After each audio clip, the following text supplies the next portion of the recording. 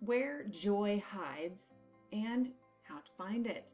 So many people say that they're looking for joy, they're out searching for joy. I kind of imagine people with like a big spelunking hat and a big light on, like looking, where is the joy? It is difficult to pin down for some folks, it seems. But today, I'm not only going to tell you where joy hides, I'm going to tell you 3 things that you can do starting right now to really root out the source of that joy so that you can have it, feel it, and interact with it in every single day of your life. If that sounds good, I want you to stick around. But first, check and see if you're a subscriber here at GILD Coaching's YouTube channel. If not, we would love to have you. Go ahead and click that subscribe button and that little bell if you can see that. The bell just lets you get notifications here on YouTube when we drop another video that can help you live a happier, more productive, lower stress life. We'll be right back to tell you where joy is hiding and how you can find it. GILD Coaching. More success, less stress. So many people are constantly saying that they want to find real good and lasting joy in their life, but they don't know how. Well, I have a big secret for you. You absolutely can do it.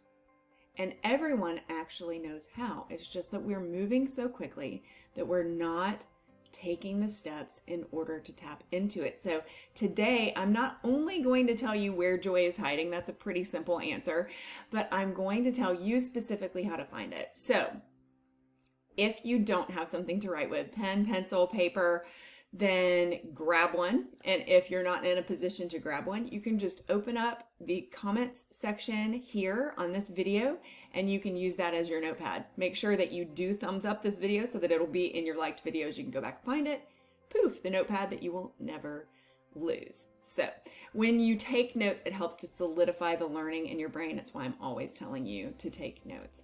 All right, so this joy thing that we're talking about. I once had somebody tell me that they didn't understand where my joy came from. She actually did that to me while she said that. I don't understand where your joy comes from. And I said, oh, that makes me very sad that you don't understand where my joy comes from. I hope that you find it. Everybody can find it. Even the nastiest person can shift their mindset and train themselves to start to find joy. But first we have to figure out what joy is in the first place, because everybody has kind of a different definition for it. So let's just go ahead and come up with our definition for it. Joy is different from happiness. Joy is different from any emotion because joy isn't an emotion. Joy is a state of mind. Joy is a temperament that you can choose for your mindset. So in order to find joy, you really do have to go inside of yourself because it's a choice.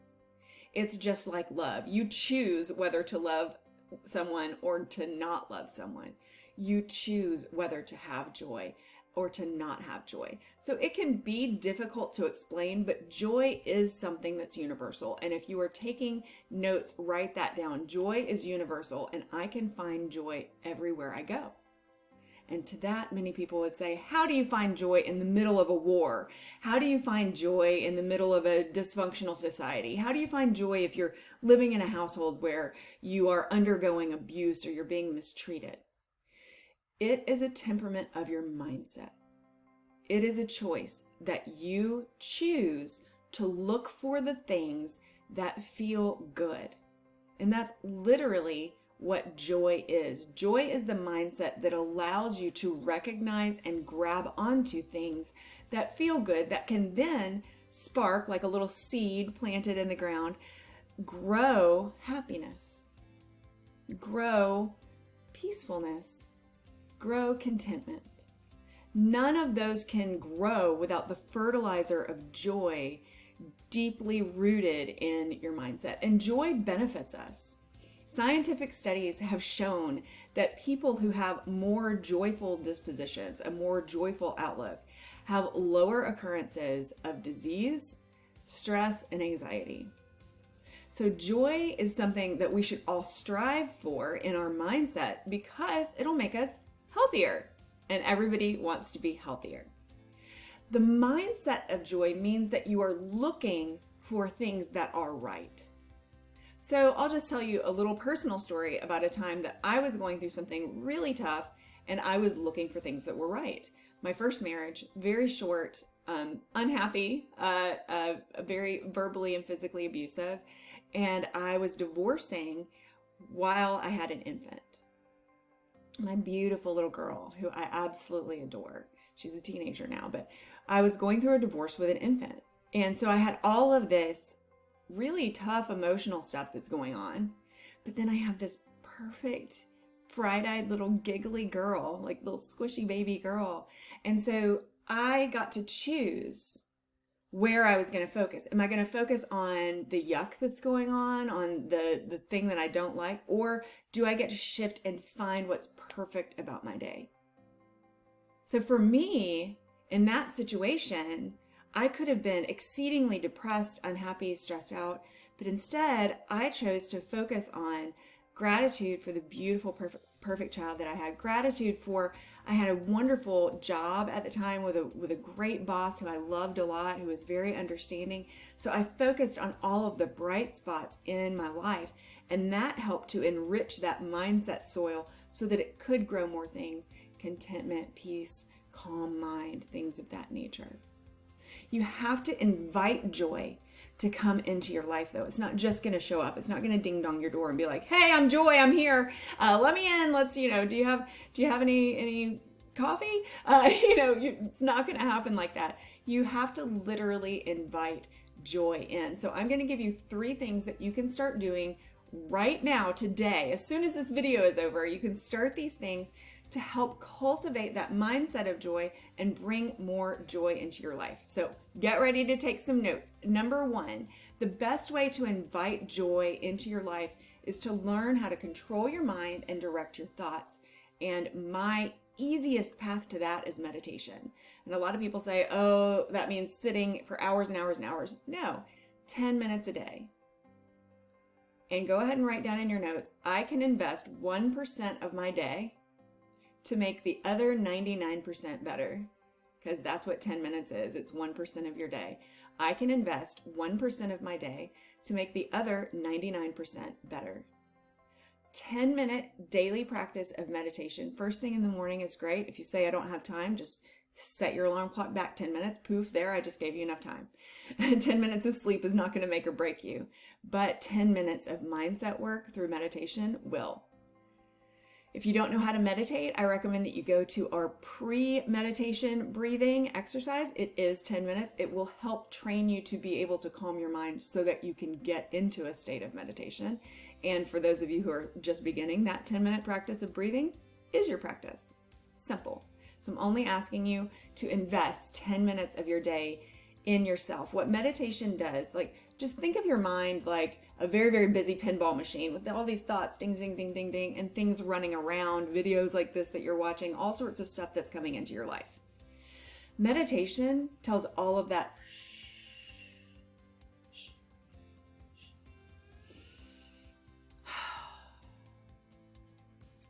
Think about the last time that you had a really physically active day and you were just spent at the end of it, and you sat down, and that moment that you either closed your eyes or you just put your head back and you just took a breath and you were like, "Oh, I'm beat." And the peace of that moment, like how it felt to just recline or sit or relax for just a second, that is what you're giving yourself every single day when you start your day in meditation. You're giving yourself dessert first. And life is short. I truly believe that sometimes we should eat dessert first. And this is my mindset dessert that I have first thing in the morning every single day.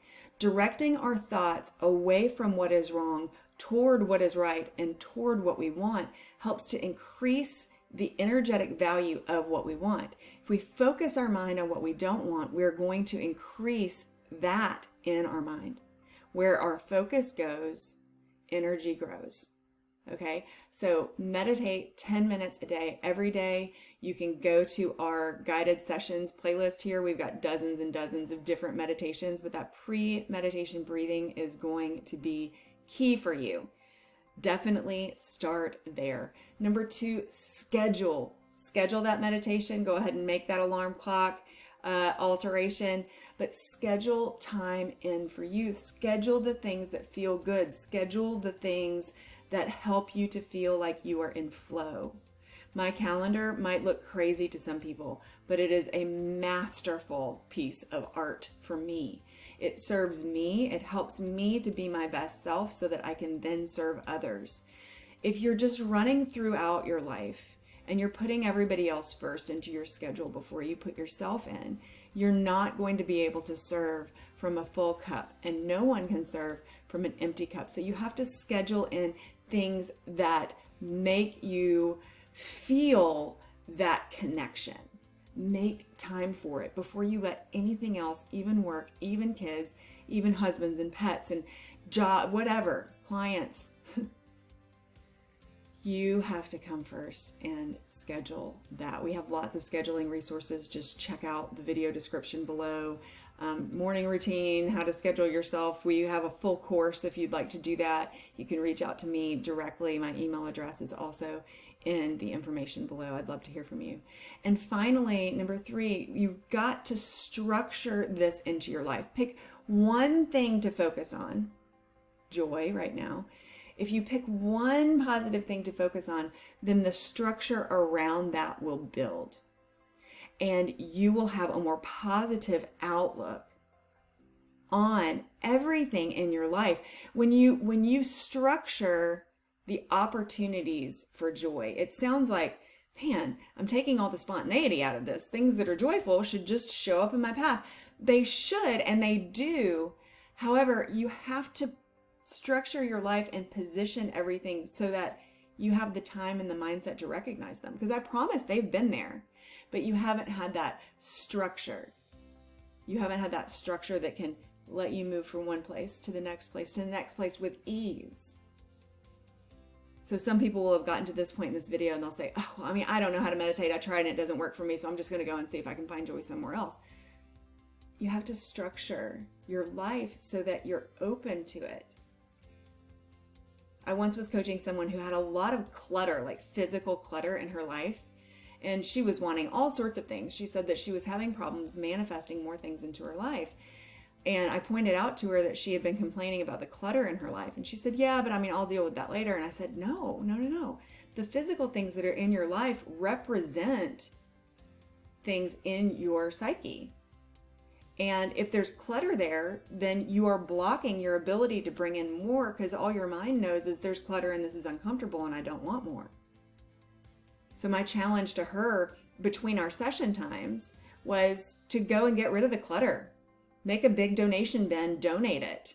Donate. Anytime my family's done with anything, I'm like, go stick it in the bin. Like, we literally just have a bin. And I'm like, just go stick it in the bin. And once a month, I just do our donation run. Because we're finished with things all the time. Like, the kids grow out of clothes or shoes or toys or games, just things that we don't want anymore. And then we send them off to bring good into someone else's life. But what it also does is it keeps our area clean and pure. We're structuring ourselves so that we're open to receive. And you have to do that mentally as well. So figure out what mental clutter you have and go ahead and just stick it in the recycle bin so that you can structure yourself to be open for more joy. If you didn't already, go ahead and check, see if you're a subscriber here. And if not, click that subscribe button, the bell, and don't forget to give us a thumbs up so we know that you liked this video.